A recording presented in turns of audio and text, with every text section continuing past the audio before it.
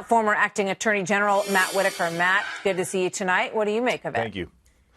Well, I think this is a clear example of someone that's part of the deep state, somebody part of the deep state and the intelligence community, taking advantage of this whistleblower procedure, which is clearly, as Trace reported, outside of the intention of this, and then trying to create this firestorm. And I think it is completely overblown, as it was suggested. How do you know, though? We don't know what it is. And what we do know is that the whistleblower brought it to the IG, and the IG also felt that it was worth writing up and sending out a report on. So the IG didn't look at him and say, this is ridiculous. We're not going to do this. So that's two people.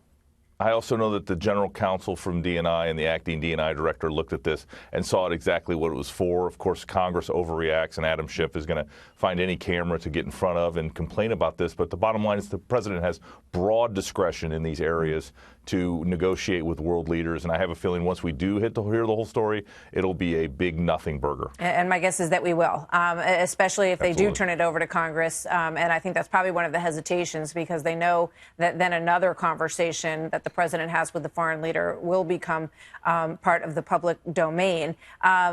Former CIA analyst. Yeah, go ahead. And it also is an example of where this person who clearly disagreed with whatever the position the president did take in this conversation wanted to get that out there, that their version of world politics was different, and they disagreed with the president, whatever he said. And so they're trying to get that out, and they get it to the Washington Post, and they get it to Congress, doing exactly what they intend to do by this story running.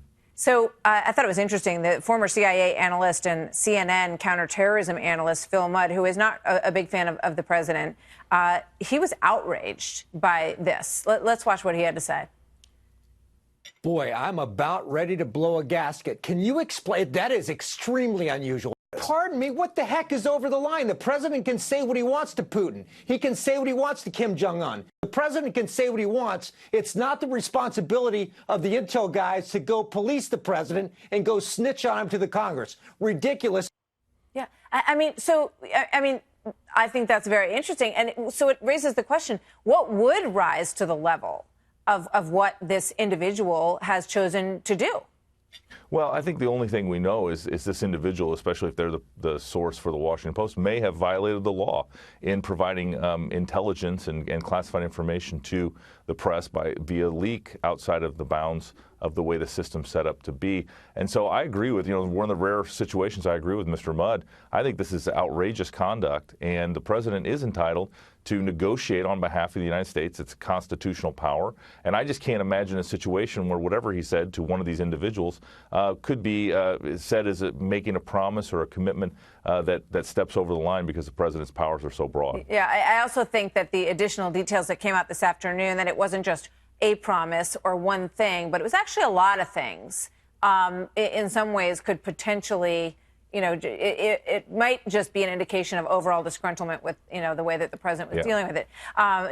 So we'll see. What about the criticism of the Department of Justice? Because some are saying that they sort of stepped in between here to prevent what Democrats see as the correct procedure, which would be to release the report to the Intelligence Committee to get them to have a look at it, but the DOJ is standing in the way of that.